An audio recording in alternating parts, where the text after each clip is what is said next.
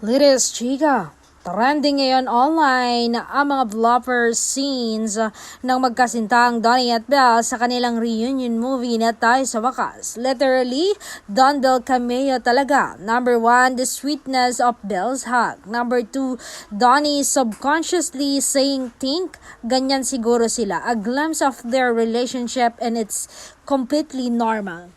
Kiniliti ba naman ang tiyan?